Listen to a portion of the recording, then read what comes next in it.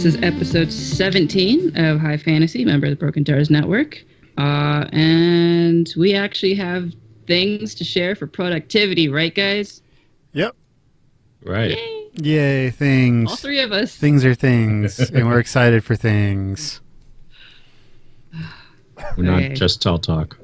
Yeah, finally. Like, yeah, we did a thing. I swear. You can listen to us and take our advice. It won't shoot you in the foot. So, I got tired of military stuff for a little while, and I decided to go back to high fantasy things. And I started making a map, which is kind of what started this episode, actually. But then I specifically started thinking of, what if I did an urban fantasy? And I've been working on that for a couple of weeks, and it's actually going really well. So I'm happy. Yay. Nice when all the minutiae fall into place without too much effort. Yeah, it was glorious. I laid out a rule for how a magic system works, and then I started applying it to a modern day diner, and it just all made sense. I was so happy. Nice. Yeah. Very cool. Let's see. I've been working on two things mainly. I've kind of also pushed Corlex to the side just because I'm not feeling it. The Golden Girls in Space Who Are Also Pirates book I'm co-writing with Jeremy is coming along very well. It's a dark comedy, but they're pirates. It's gonna work, trust me. So we've got all the four major characters mapped out. And they were based off Golden Girls? Well, not really based off of Golden Girls, but a little bit. But the idea is like, hey, we've got four women who are supposed to be like crazy and zany, but also like really hard-edged pirates who are trying to save their home planet. Yeah, it's... Because that sounds hilarious. I know, right? This came across because he was like, hey, I've got this really stupid pitch, and he pitched it. And I was like, if we end it like this, it'll work. And he's like, oh shit, it will work. So okay, you have the ending. Good. You know what you need to get to. Knowing the ending is really important. Right. And so we have each character mapped out, but what we've done is we each split because there's four main characters, and we split them up. Like we rolled dice to see who got which character, and we sort of made them independently of each other. So when we actually go in and write, it's kind of like you're playing with someone else's toy instead of it all being in your head, you know. So that's done. We've got some locations done. I've got like 4,000 words into this romance novel I've picked back up. I got inspired from our romance podcast, so I've been writing on that a bunch. And it's just easy and it's fun, and it's not like super like I wouldn't say it's not challenging, but it's not like I don't have to think about all like the sciencey stuff because it's set in modern day, so I can just like, okay, they're in a big city where things happen. You know, I don't have to like handle all the locations are real or mostly real locations and things like that. So it's fun. It's just been fun, and I've been able to. There's been days where I've been putting down like 1,200 words a day on it. So nice. Yep. Was romance our last podcast? Yep. Oh, wow. And that was when? Yeah, that was a little while ago. Was that March? Sorry, I got sick. I had Easter. Yeah, since romance, I've done like 5,000 words on that romance novel I'm calling Reservations at 8. Oh. It's something I started years ago, like before Corlex, before a lot of it. It's like, and I never thought I'd pick it back up, and I was like, I'll see what I can do, and now that's what I'm working on right now. I've decided to go back to my first love, dwarves. I've been playing Dragon Age and Warhammer and a lot of other things, and dwarves are just like one of my favorite races in fantasy. Why? I think are criminally underrepresented in some things. Why are they your also favorite? Have a story based on Dragon Age Origins. And how many books are you going to plan for this? Since you tease me about that all the time. More than one. Just more than one. You don't have like 5 set. No, I mean I could see working on it as a trilogy or something like that. But I have a general concept of the first book set, and I've already written about 1,500 words. I had like a scene in my mind as I was going to bed the other night, so I just started with that and started writing it just to see how it worked. And while writing it and having dialogue between characters, it kind of just, okay, well, I guess this event's happening because he just mentioned it, and it just sort of snowballed into its own world is coming together. Nice. I can't really count words. I've been doing a ton of world building, which is a lot of fun, especially when it works so well. But my urban fantasy thing actually might not be written. I think I might be doing it as a graphic novel. So it's like, one, I think it's evidence that I'm in some form of masochist, because why the fuck am I trying to do this to myself? I don't know how to tell stories and pictures. I know how to do words. Do you have an artist? No, I'm the drawing. You can. Ooh, cool.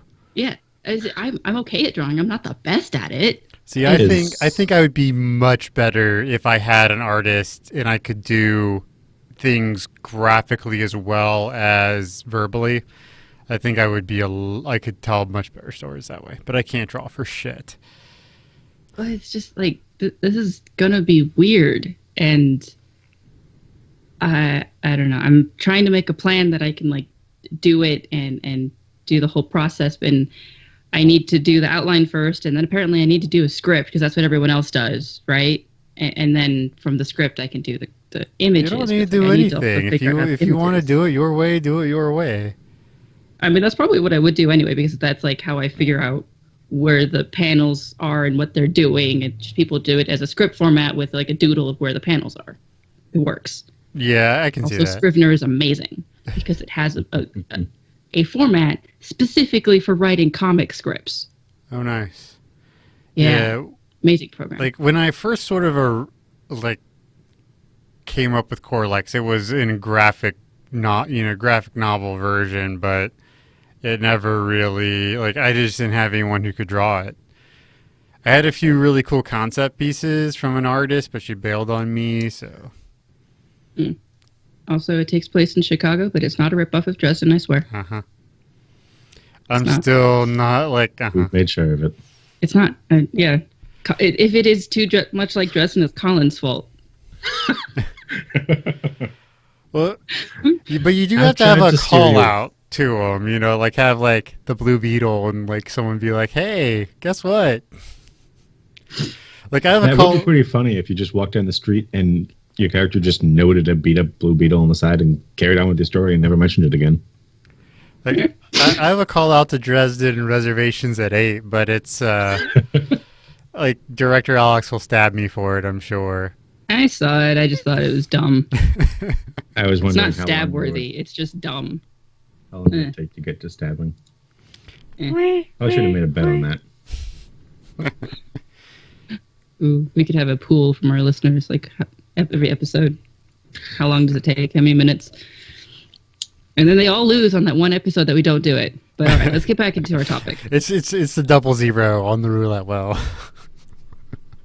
Yeah, we're talking about world building and maps because that can be fun. It's also a huge time sink if you have world builder's disease like me. And especially if you overthink it and have all this indecision. It's a fun disease to have, though. It is a fun disease thing. And it's one of the reasons I need a really big drawing table and lots and lots and lots of pens because I need everything to be specific and perfect.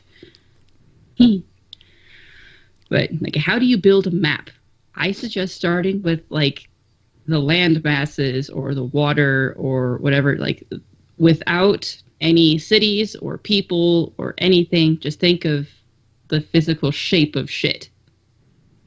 The shape of shit. That's important. Kind of windy and snow cones at the top.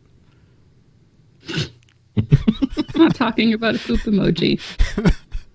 Sorry, it was right there. I couldn't help myself. It's funny because I usually start with a city. I start with my central place of action, decide where in the world I want that set. So if I want it set on a lake or on the coast or along a river, and then just gradually expand out from there into what the world would look like around it. I suppose that can work. It's just I feel in my perspective, I need to have everything else kind of structured enough where I know where at least I can fill more details in and then get more close in. But I mean, if your perspective is like, this is where the shit is actually happening, I could just like hand wave something into existence over there and then put it all into place. It works. Yeah, because the people in the city are mapping it as they expand, and whatever needs to be there can be there. Yeah. I mean, however you decide to work it, as long as it does work, it's fine. But starting with the raw geography, you have to, it's good idea at least to keep in mind things like tectonic plates. You don't need to get really specific into it, but you know, the way that mountains form in various ways, or how like lakes and rivers form, drift, rivers flow downhill, rivers with gravity. Sometimes. And I mean, unless you'd make it magical, because like, you know, raw physics of earth magic, or earth sciences, I should say. Just be aware that when you want to break the rules of physics, typically the reader will notice and will want an explanation. Mm-hmm. Maybe unless it's Discworld. There's always an exception to the rule, and I just thought of that one. All right. But, I mean... Rules are meant to be broken, right? With explanations, usually. But, yeah, there's rivers, they flow downhill, usually starting from mountains into the ocean. They don't just go off in the middle of nowhere. They end up going back to the ocean. Keep that in mind. Right. I was thinking about, like, I just realized I've never made a completely new thing before. Yes, Corlex takes place on Titan, like Saturn's moon, which you can have a lot of fun with because there's nothing there right now, but it does still have a definite size. And that, you know, yeah. maybe just figuring out the size of your world would be a good idea, you know? Yeah, knowing like how much surface there is of the world. And if you want to get really specific into it, if you're going to make it bigger or smaller than Earth, does it have the same amount of Earth's gravity? Because gravity is dependent on mass. Right, exactly. And, like, is it going to be more massive, even if similar size, or what? Right, and so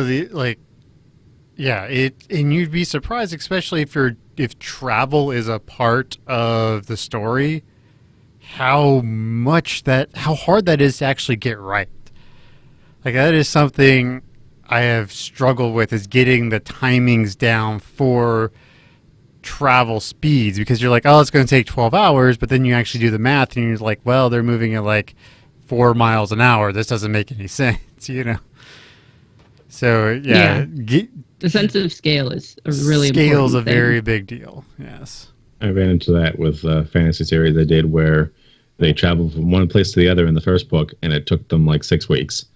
And then in the third book, I need to have them travel that same distance, and I realized, well, it's going to take them 6 weeks, and I can't really change that now. And like the scale I built is the scale I have, and make sure you get it right.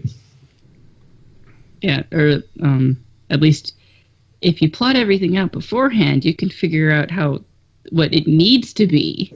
Or maybe in that situation, you could this is how they did it magically. I mean, if you're working with fantasy, you can do the magic shit. You just need to explain how it works. Do you really, though? Do you really? Usually, people get upset otherwise. And, you know, the Simpsons thing is but he hit that rib cage xylophone thing twice and it had different notes. Come on, it's been around forever. Oh, itchy and scratchy. Yeah. Also, I mean, it's interesting to take into account the amount of biomes that exist. Like all the different types of trees and the kind of temperatures where they live. Like if you want it to be very Northern European, say, don't put a cactus there. But it could be a space cactus. I mean, Okay, but it can't be a but saguaro. what if it just looks like a cactus but isn't really a cactus? As long as you explain it, just gotta support it. Just the less fitting it is, the more you're going to have to explain it. Right, Mhm. but you mean you can explain it with a throwaway line like it reminded him of a cactus, something he saw in an ancient movie or whatever. You know, it's not necessarily a cactus; it just kind of looks like one. Yeah, I mean, and thinking of all the flora, if you then turn to fauna, there are some interesting rules, or yeah, I'd say rules to guidelines about the kinds of animals that live where. Like generally, as you get colder, animals get bigger because they're able to maintain the heat better if they're bigger. It's like don't generally have the giantest animal in the hottest place ever. Right. Well, but then you could get into just fun things about how, like, because that is the idea of like evolutionary traits that fall from Earth's evolution. So if you're on another planet or another, fantasy whatever, maybe you can play with that thing where they evolve differently, and it could be a whole backstory that could be interesting if you really want to get into history about how this animal evolved over time. Yeah, and that can be fun because it's those kind of things that basically dictate how and where the animals live, the evolutionary history. And like, why don't we have 20-foot dragonflies? Because they don't have the atmosphere currently to be able to sustain themselves. They need too much oxygen, and they don't have enough in our current atmosphere. So they might have existed several million years ago. But if you want something like that, you kind of need to explain how and why they do live, what forces are in place to try to kill them, and as well to keep them alive. Right. Okay, so another thing with distance that I've run into, especially writing more sci-fi, because you watch Star Trek, everything is lit. They're all like essentially Earth, right? And this is something you run into when you go to a lot of different planets. But I was trying to be kind of accurate in Corlex, so I had to figure out a way to light Titan because I did the math. It only had like 10% of Earth's sunlight that far out. So I had to like go in and like build micro suns that revolved around Saturn to give itself. There's actually math and like stuff for micro suns, and so but still, like it's something that most people never think about. But if you really want to give your world an interesting twist, just think about distance from the nearest star, sort of thing. Or if you want 2 stars, how does that affect your orbit? Or if you have 3 moons, how does that affect your tides? Right. It's like, oh shit, there's 2 moons up. Tides are gonna get bad. Yeah. I read one story, I cannot remember the name of it, several years ago, that they just one offhand line that they had 9 moons. And the person who made that comment was also talking about ship travel on water. It's like, whoa, how does that affect tides? She never went into it. Not once. But it was just like this weird thing. It was like, what the fuck is happening on this planet? If you just wanted to write a pretty funny story, sci-fi story, is you have a place with like multiple moons, so it really messes with the tide, and like it's every 500 years they converge, and they have this giant surf competition. That could be pretty funny. That made me think, Alex. In Malazan, the moon at one point blows up. It's part of the story. And that makes me wonder what, like the books don't go on long enough afterwards for it to be an issue, but like that major city set on a lake might, well, I just wonder what would happen to the tides in general. Well, it could also be, it depends on planet size as well, right? So if you have something the size of Saturn with Earth's moon, it's not going to mess with it as much as Earth and our moon, you know? Because of Yeah. gravitational forces and crap. Thinking of these moons, and as the comment you made about light is, I really love those images, very sci-fi fantasy type images of a landscape, and then you see like planets or moons up in the sky. I love those things, and usually they're way too big to actually ever be feasible, because like if you can see a planet that big in your like afternoon sky, you're probably getting kind of fucked up. I did see an interesting thing as like what it looked like, what Saturn would look like from Titan. And it is actually really big. Yeah. But then, like, the aspects of living right next to Saturn is that you're kind of stuck in its gravity well by the nature of being in its orbit, and there's a lot of other things that get sucked in its gravity well, too. Like meteors. Right. And it's, I don't know. It's a weird line of thought, and if you can justify it, it can work, and that shit's pretty anyway, and that's sometimes worth it. Also helps you just in trying to create an interesting world. Just add a second moon and then walk through what that would do to the world and have fun with it. Yep. Either you can use it for justification, or you can use it to help you build your own world. So go away from the world aspect of the world building. Let's go into the population part of the worlds. When you start adding in people, you kind of need to think of like where and why would they ever live there? Similar to what we're saying of the animals. Like, do they have enough resources in one area to survive? Do they have enough trade to get it there? Or if they don't, usually people stick to water. So the population density is highest around water because of fishing. Also, water sustains drinking. life and crops and all that stuff. Oh yeah. But it's just something that you have to like think of as humans migrate. Where did they go to for what reasons? Like, did they try to just leave fucking hot ass Sahara Desert and then go to Scandinavia just 'cause? You know? What the hell happened? Right. And then if you really want to get into that, you can get into continental drift theory if you really want to do some crazy shit. And especially if you're tracking languages, which is weird and not always feasible because of missing pieces of history. But like, people were in the area of Turkey, and then they went up and north around through Siberia, as well as down south towards like Korea. And both those Siberian and Korean people went to Japan. So that's why Japanese is kind of a Turkic Altaic language. Yeah, it's weird. The more you so know. if you know Japanese or Turkish, learning the other one's a little bit easier because the grammar's a little bit similar. So what I've heard.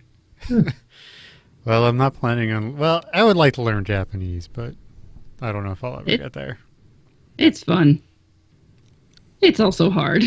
Yeah, my wife Because took you don't a speak couple of years Turkish. of it in college, and that's what she said. Yeah, that's my problem. I don't speak Turkish. And then if you try to learn Turkish, the problem is that you don't speak Japanese. Yeah. But Well, and then, if you're really going to get into languages, then that also is going to affect the name conventions for characters, right? mm-hmm. So, you can't just call a guy Bob when that has no real meaning or something in the language. It's got to have... And then you get into dialect, so you could have like two people who speak the same language, but they're from, New York and Texas, so they sound completely different to each other. They can kind of converse, but they really hate each other too because of it. Yeah, there's all sorts of weird stuff that gets in there if you're going to track languages. Yeah, because technically a Scottish person and someone from bumfuck Louisiana are speaking the same language, generally. But both. Like I personally sometimes would need subtitles for either of them, but they're still technically speaking English. Well, I mean, there's like Creole and down in Louisiana, which is heavy French, and then Scottish. It's pretty much its own fucking language. Well, so there's like the Scots Gaelic thing, but then there's also like they're technically speaking English, right? They're just really, really hard to understand. Yeah. Yeah. It's weird. And it's really fun to get into differences like that, or the language drift, and it is so important when you're making things like names for areas, names for people. I think it was whatever book it had the Elric person in it. You read that, right, Colin? Elric? Some Chronicles of Elric, something. Say Full Metal Alchemist? No, it was like the fantasy book, but his name was Elric. His last name was, but like the main character is in, it's a fantasy world, entirely fantasy, and everyone's got the like highly fantasy names of everything that's unusual. Maybe there's apostrophes in there, but I remember hearing people complaining that the main character's name was Kyle. Oh, I'm pretty sure this dude's last name was Elric. I don't know about that, but in some of the spin-offs from Malzahn by Ian Cameron Esselman. Mm-hmm. So you've got, typically people have weird fantasy names, but Erickson gets around it by having every soldier basically be given a nickname that describes his temperament or something. So you've got a guy named Fiddler and a guy named Kindly. This one kid set off on Bumpunk Continent in the middle of nowhere, surrounded by people with weird names, is named Kyle. And no one else in the book has a remotely regular sounding name. And it's just like, why is this guy named Kyle? To do exactly what he's the main character. Maybe that is the same book. I thought it was a different, but as I just know I didn't read it, and I remember people arguing about it, and like the justification in world, it's like, but that is so irregular in world. It's like, the mother just went like, my baby has to have a fancy name type thing. I don't think he gets that much of a background. But just why Kyle? Yeah, I don't know. Sometimes. Oh wait, maybe he does get a. I haven't read this book yet, so maybe he does get explained why. But it stands out very, very quickly since it's the main character. There are fantasy books that like mix real world names with fantasy names. Unfortunately, the only thing that really comes to mind at the moment is Terry Goodkind's Sword of Truth series, because that series sucks. I mean, I'd also say Vlad Tolstoy's series does that, but he also has an explanation that like the fantasy names belong to the fantasy creatures, and humans have Hungarian names. Wheel of Time, he tends to either bastardize just regular names or use regular names. I mean, is Egwene a real name? Because that sounds really weird. No, but her name's Egwene Alvir, which is Guinevere. Oh. And then Perrin is, I forget if that's Patrick or something else. And one kid's named Matt. Yeah. And one guy's named Tom. Yeah, but they spell Matt funny because they took away the H. Or no, the T. There's an extra T. Matrum. Yeah. Yeah. So, I mean, it's just like, they're very similar to normal names, but not. Evidenced by the fact I woke up 30 minutes before we recorded this, I thought Matt was spelled with, like, math. I liked his High King Matt in the Pridewing Chronicles. But that was an actual king in Welsh history. I just remember reading it as a young kid and thought it was weird. Yeah.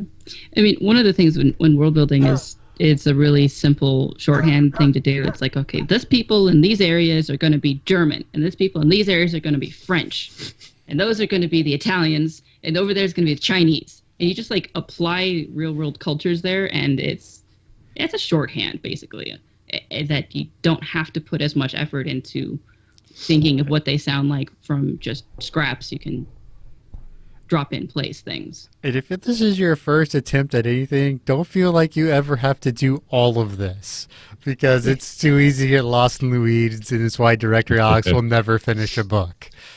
Shut up. I just think of Nilfgaard and the very clearly French guys from Witcher. Oh, Witcher's great. They've all got French names, and are they speaking French? Maybe. I haven't gotten that far. Either they speak French, because like half the time I'm like, did I just hear something I recognized? Or it's just bastardized, but I don't know enough French to know. But they've got that French accent.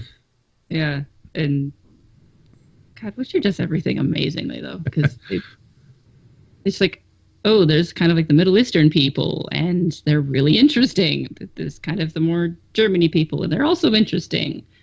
And then there's Radovid, and he's fucking insane. Goes to show you that you can plop in place real life cultures and be fine. Just do it well. Yep, that's the trick. Just do everything well, and you're good. Don't And suck. Witcher 3 did it well. This reminds me of our quote-unquote pep talk when we were playing intramural soccer in college. Like, one guy's like, all right, guys, here's the game plan. Don't suck and don't let them score. Like, thanks, coach. Just don't suck and you'll be fine. Yeah. It's about Witcher 3, though. I just have to say, I love how every other game gets compared to Witcher 3 now, and then held up in shame that it doesn't stand up to their standards. It's amazing, because that is the standard things need to be. Or also facial animations. Like, oh, God, BioWare taking a fucking hint. But, okay, back to people and populations and migrations. Like, when you're talking about like where people are living, also think of how they get there in terms of like, did they have the technology to go over a fucking mountain if they needed to, or go through a desert or whatever? I mean, did they have cart and horse in order to get there? Were they just walking on feet? Did they have a ship? It's kind of important that at least is internally consistent, because if it took, like, say, a ship to get to an island, then they don't have ships anymore. You have to explain that in some way. If you want a treatise on how all this works, just read Malazan. Seriously. He's got the people who, like, there's one race who immigrates across the ocean and buries all their founding people in their canoes, and now they don't have canoes anymore, and generations later, they forget the fact that they came across the ocean. Nice. And then you've got a city that was founded because there was rumor of a treasure in these hills, so treasure hunters started going there, started setting up camp. Camp stayed there. People came.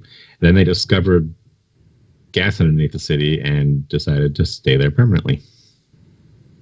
And then the gas goes away, and it's just a dried up oil boom town, right? Pretty much. Yeah. And then there's the people who settle in the plains because there's great herds of beasts that are easily tameable that you can just move with. Yeah, that's a big thing. He was an anthropologist for a living before he wrote things. Yes, so. It shows very, very often. And, like, why am I getting a lecture on this group's migrations here? Is this ever going to matter? Does he info dump it? Or? No, very rarely. So it's still well done. It's just like he manages to shove his anthropology focus in everything. Everywhere. Right. Like, this city's under siege, and one of the, like, barbarian groups in the hills may come to help them, may not. And then they find those buried canoes of their ancestors underneath that city, and in order to protect them, they have to come help the city now. So one thing that I think people should do when they're trying to world build is really look to history, and just, like, click around on Wikipedia and read a bunch of articles about historical things, and you'll learn a ton of things that you didn't know. And just as an example of that people sometimes don't always realize or think about is the treatment of Jews throughout history and where and why they could live. Like, the term ghetto actually came from the part in Venice that Jews were allowed to live. They're not sure if it came from like the Venetian word or it was a Jewish Hebrew word, but like now that's become its own thing. And it was like scripted out through history that legally Jews had to be in this one specific area. And half the time they were just kicked out for no reason because everyone hated them for fairly illogical reasons, but whatever. And if you're playing something like CK2, often you have the ability to just expel the Jewry out of nowhere. And take all the money. Yeah. It's just like, I don't hate the Jews. Why do I have this option? It's like they didn't do anything bad to me. Especially if they say loaned you money, you can still expel the Jewry. That's the best way. Thanks for all the gold. Get the fuck out. Yeah. It's just like the population of just Jewish people is something that you can look at as to the forces that made them go or stay or whatever. And I think that's something that people don't always know of, and it can be really enlightening if you didn't already know. But even other things, it's like if people wanted to pick up and move, like, do they physically have the capability to do it? Or like the threshold of quality of life, would they say is worth it to go someplace? And also, would they be legally allowed to? Like something like serfdom kept people bound to plots of land, whether or not it was good land. I was going to ask, why does fantasy seem to commonly associate elvish minorities with Jews? Do they?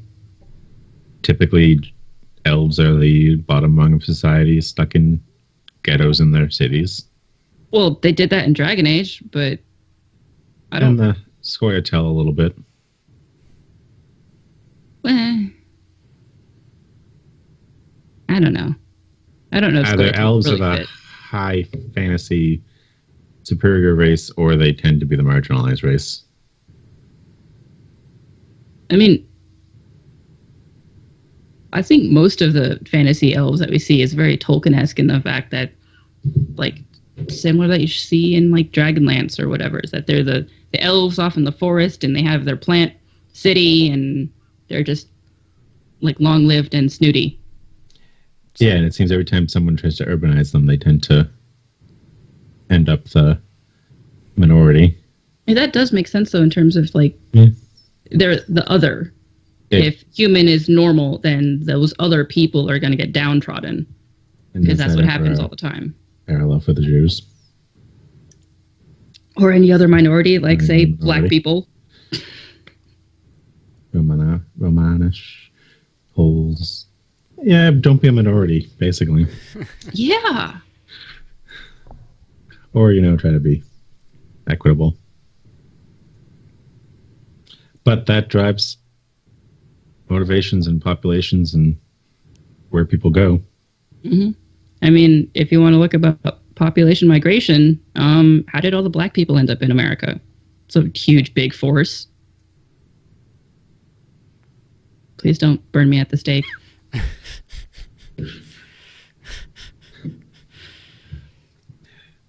Basically, there's every question in history you can look at, find an answer for, and then apply it to your own fantasy worlds. Mm-hmm.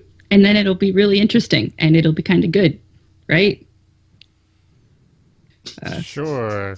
So there's also like good examples of history of when the general guidelines don't work. Like most things, most cities were kind of dependent on growing grain because that's the thing that people have lived on for so long. But Athens actually couldn't grow grain, and yet Athens was so powerful. It's like it could grow a little bit of wheat, but it actually just had to import pretty much all of it. And it could do that because it was that powerful of a trade center. And then as soon as there's an embargo, they're fucked up.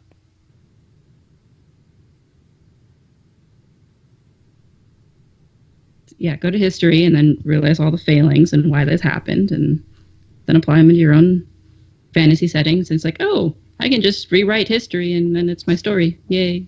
And if you want to set a city in the middle of desert with no resource whatsoever, trade. Lots of it. Lots of trade. Yeah. Speaking of desert cities, why is it so important? Maybe it's a religious thing. Or it's you know, a waypoint in between larger cities, and they needed somewhere to stop. Yeah, but in all likelihood, if a city in the middle of a desert was able to survive, unless it's in like modern times, like for example in Arizona, you can, like, if you look at the population growth per year, you can just see the year that air conditioning was invented because it booms. It's huge. But if it's in a older times thing, they don't have air conditioning or even solid water. They probably are building off of an oasis. Maybe. Probably. Oasis, underground aquifer, large freshwater supply, etc., etc., etc. You need water to survive. But speaking of water, most people were drinking alcohol because it was safer and water was dirty. Unless you try to bring in non-carbon-based life forms, and then that completely changes the ball game. Yeah, I have been assuming we've been working with carbon-based life forms this entire time. My apologies. How dare you? Sorry, y'all are the fantasy guys. I got to bring in the sci-fi on occasion. What happens when you come up, you know, with the city that's made by the, like, you know, the cloud people? That could be anywhere, right? Yeah, you could have a floating city, and it can just go to water when it wants to, or it can go to the desert when it wants to. And that'd be kind of fun. Yeah, it was fun, and I was having fun with it, and then my story fell apart. I realized it was irreparable. But then, like, if you have the floating city, what is it really able to do? Like, I was thinking of, like, how big is it, and could it, for example, be used to transport hundreds of thousands of people, like, say, soldiers in a war, if it wanted to? And how fast does it move? Faster than other ways of transporting 100,000 people, maybe. Can it just drop itself on cities and just be like, like the Stompers in Tron? Like, it's. I mean, it might take a year or two to get there, but it's the fantasy version of the Death Star. Like, isn't it like just we win? Don't pop. There goes your city. Yeah, and that was my thing. It's like oh shit, this thing is big and it's powerful. Like, if it can do that, I wanted it to be able to do that. And then if it can do that, then it's far too powerful for anything in my story to have actually been justified. Because I was basing it on Venice, and it was pointed out to me that Venice was on its way to controlling the world because of trade, because trade is so important, and the only reason that it's a tiny city right now is basically because of Napoleon. And if Venice was able to just drop people down that way, then it would have taken over the world. So you need to find the old school DOS game Machiavelli, because it's all about trading in Venice. And if you do it right, you can become the Pope and the President. That's great. You can assassinate people and bribe people. Yeah. Other times it's fun to do CK2, because with all the expansions now, they almost basically added wizards. What the fuck is going on with mystics and monks and mystics? Yeah, it's mystics. I mean, you can start doing evil satanic things and, like, cure yourself from stuff. You can, like, just make someone else die if you want to. If you do, it's like there's this mystic stuff that they've added in, and if you do it right, it's fantasy. It's magic. I think they kind of jumped that horse shark when they let you have horses as your lineage.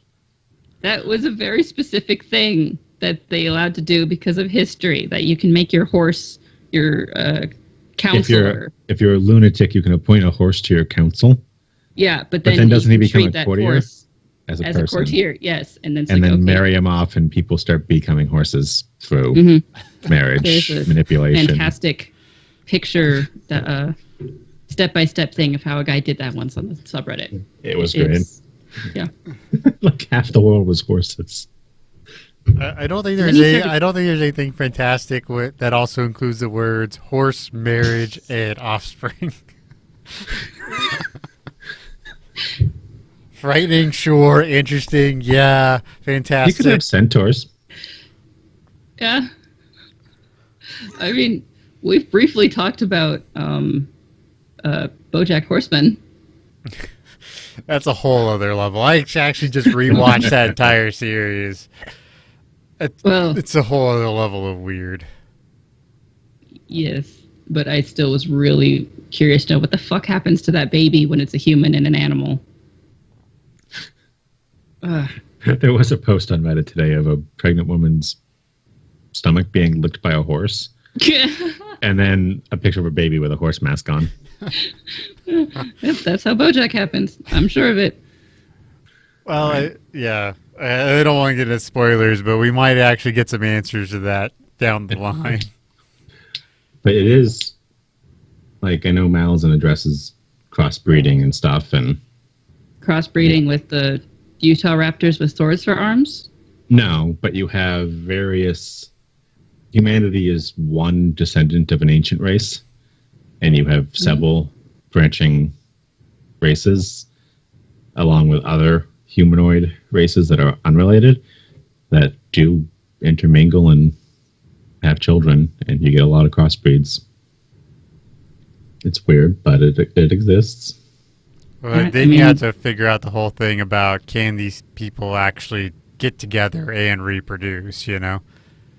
I remember a friend telling me about like a spreadsheet in D&D about who can have viable offspring with who. Like, the thing that really stuck out to her as being ridiculous is that a gnome and a dragon could have viable offspring, but a gnome and a dwarf couldn't. And you think like that gnomes... the short genes like crossing each other out, and I don't know. Super dwarf, like a foot and a half tall. You'd think that gnomes and dwarves would be able to be more similar and therefore more likely to be able to be viable, but apparently somewhere Well, someone decided. No. Physical similarity does not mean genetic similarity. That is true, but I think we were assuming that dwarves and gnomes were actually genetically related Well, a couple steps back. You know what assuming does. More so than a fucking dragon. Although maybe it was a thing that dragons can have children with anyone, and I don't know. I was just getting it from a friend. thankfully Erickson never gives us an answer to whether or not a giant raptor lizard can sleep with a human. But you know everyone's asking that question. Well, at one point, one character does get like pulled into a raptor matron's bosom and held there. By swords. No, she has just T-Rex arms. Oh. So, giant raptor T-Rex guy cradling a little man in her arms against her bosom. Raptors have bosoms? The matrons do. Okay.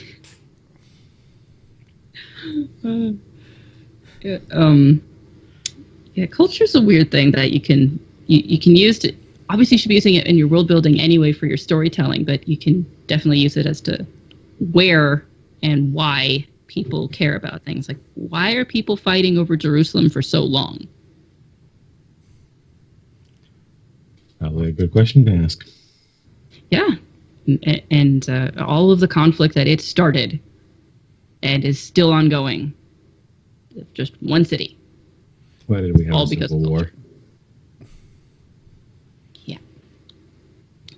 Otherwise, do you guys know of any tools that you use to build maps? Like, I know some people use various game generator, map maker stuff. I've I never use 11 by tried. 17 paper. And a pencil. And a very light hand so I can erase cleanly frequently. Yeah, I've never tried. Yeah, I'll leave it up Never to my. tried. You I'll just leave it never up to my friends. Like, it's all in my head. Like, okay, it's 500 miles here, or I'll write it down. Like, it's so far here, here, and here. But in That's why the getting search function's so useful. right, I've yes, been there before, search and see how long I said it took last time. I'm so happy I finally, after 2+ years at my job, I finally got access to like Google Drive and my OneDrive. It's blocked for most people for security reasons. So people aren't just uploading, company secrets so they can sell them to the highest bidder. But yeah, they finally got it. I'm like, oh, thank God, I can. Like, what I've been doing is I have a USB drive with OpenOffice Portable on it, and so I've just been moving that around computer. So now I can finally write and search and everything. It's so nice.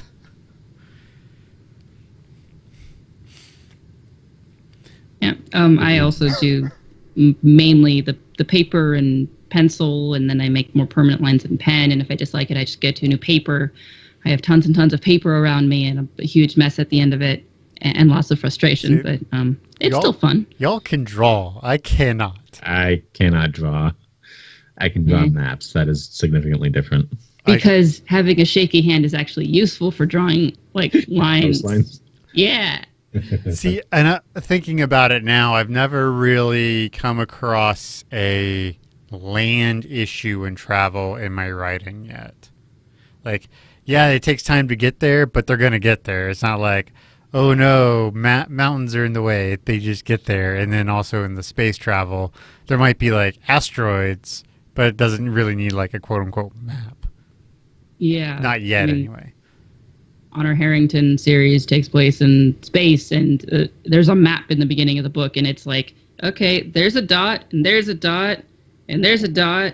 That's the map. So, okay. I have used other like programs for building maps because sometimes I'm overthinking it. It's like I just need something to help me, and it'll be perfect, right? I have used Campaign Cartographer 3, which is sometimes held up as a really good idea, or for some people, and you can make really pretty images of it, but it doesn't help you make a really reliable map. You still need to use rules of how and where mountains show up. Because it just gives you like this brush and you just like click through mountains and then you can apply it. But I don't know. It can be nice and helpful. And it does have the useful thing of like if you're making the coastline, then it gives you a variegated amount of like line. And then you can do things in a not uniform stroke, which can be really helpful. I've also, like, if you go to the world building subreddit, there's all sorts of tutorials of how to make something random looking. And they, like, you go into Photoshop and you take a picture of clouds, and then you do something weird with the contrast, and then you change the contrast again, and then you do another thing, and then you have this landmass, and it's weird looking. Okay, but is it, like, make sense in terms of tectonics? I don't know. They try, and it's useful. I think it's a really useful web resource sometimes, especially if you post it and they'll like tell you all the things that you're doing wrong. But I know other people like decide to use Civ map maker stuff or Age of Empires or something, but I think the best thing to do is just trial and error and pen and paper. Okay, because we're getting near the end, so I'm gonna ask this question so we can kind of close out here. Do y'all have any locations in your stories that you're just like, I don't know how this is gonna work, but it's too cool of an idea not to use? Like, at some point, I'm gonna go back to that Sky City thing and just revamp the entire thing. I don't know. I'm creating a giant underground kingdom of dwarves, and it's like, at what point does this become too big for feasibility? Yeah. How does the oxygen flow work? Do they even need oxygen? I assume they need oxygen. I don't know. Yeah. Depends on if it functions with oxygen or not. Yeah. Well, yeah, it's something you need to explain, and at some point, scale is a huge factor in that. Right. Like right now, I've got this idea for a location. I just don't know how it's going to work, but it's essentially a canyon or a bowl canyon, giant, like miles across, that has a permanent hurricane inside of it. And I'm trying to figure out how that's going to work. But right now I'm just kind of hand waving it. But eventually I'll have to figure out like magic or science or something to have this permanent The hurricane. trapped, raging essence of a demon. Ooh, ooh, that's good. But do you really want it to be a demon? Because that's Or kind of a lot of God, baggage. or, well, I assume something that's a permanent raging hurricane would be something significant with lots of baggage. Yes, but demon True. has baggage. And is that actually the word you want to use? Do you want to use something else? I don't. Oh man, I don't know if that brings up an entirely other question about like how we're going to handle like death and souls and stuff. And religion, because religion Yeah. is usually the places where we get your cuss words, right? Right, and the hurricane is part of the initiation for this religion-ish thing we're doing. Like you get dropped into the eye of the hurricane, you have to survive and get out. I mean, actually, when you were describing it, I was thinking of the Disney Hercules movie and the like torment of souls in Hades. And Never like- seen it. And how much do those people know of you're the Disney nerd, and you've not seen that one. I know there's a couple of movies right in there that I didn't see. It was probably during one of my parents' really weird boycotts of it, which is weird to say because my mom is like the biggest Disney person ever now. But yeah, just don't worry about it. It's a weird thing. Yeah, but it's been out for 20 years, dude. Well, yeah, you know what? There's some other really important movies I haven't seen yet either. You don't need to watch The Office for the 25th time, okay? You have it memorized already. I mean, come on. Like, yeah, there are some important movies I'm still trying to get off the checklist. Like Godfather 2 and Goodfellas. Yeah. Colin's head turns. Yes, I know. Like there's a Alright, few rite of I passage think- movies from college I just missed. I think we should just plug our shit and close out the episode because we're now Before just we all getting get into angry. shit talking each other instead of being productive. All right. Plug stuff. You can find me at Jacob Ingalls on Twitter. You can also find me on Great Scott if you're a fan of The Office. Below down in links on the podcast, and I'll put on here on YouTube if you want 2 free Audible books, and also to help us out, there'll be a link down there, so click on that. We're at patreon.com/broken jars. We have a whole bunch of new rewards out there, so if you want to check that out. And At more to come as soon as we get the logistics figured out. At Broken Jars Pod on Twitter, Mhm. YouTube, Broken Jars something. I don't know exactly what our YouTube URL is, if we have one. we do. What It else? would be Broken Jars Broadcasting. Broken Jars at XYZ if you want to visit us on the internets. So yeah, we're all over the place. If you want stickers, let us know because we're about to have some stickers you can put on shit. Well, no. Become a $3 reward tier. And There you can get go. a sticker. Get a sticker for free. 'Cause- Yeah, well, not for free, $3. for $3. Eh. Right. But you also get Yeah. other stuff besides the sticker. You get to hang out with us on the Discord and chat all day instead of working. Yeah, that's fun. Right. Or we're just too crazy and We're just like to we're watch also and on document. Reddit, but no one ever uses it, but it's there. You want to look at a graveyard? There's Mhm. like 200 posts up there, but no comments. there's like 7 people subscribed to it, and it's like just Broken Jars people. But it would be nice if that became its own forum thing that we can use. It just someone needs to start with it. Yeah, we've got other podcasts. We've got the Great Scott and the Dresden Files and Dangerous to Go Alone. That's it. Past things we've got specials and 42. And if you want to follow us particularly on Twitter, I'm Alex_Kelson. Alex spelled with an I. I don't know. I might be ranting about my urban fantasy thing. So if you really want to follow that along, you can do that. And you just throw like bombs in there every once in a while just to fuck with her. It's fun. It's not a ripoff of Dresden. Yet. It's not. It Yet. really isn't. I swear. Don't crucify me. Well, then set it somewhere else besides Chicago. But Chicago's the only big city that I know. Well, Like, have been to and have experience with. you know That's what? important. You can walk through cities with Google Maps. Just do that. Place it in Seattle so it's always rainy and you can do cool shit with rain. But I like Chicago, and I've built things around Chicago. Well, then you're It's not a never ripoff. not going to be a Dresden knockoff or called a Dresden Not a ripoff. knockoff. Colin, you want to plug stuff? I got nothing. It's all his fault anyway. I'll plug my new beautiful Nintendo Switch. I really want one of those. All right, so I think that's it. So Yep. thanks for coming out, Brooke. Bye, guys. Bye. Bye, guys. Bye.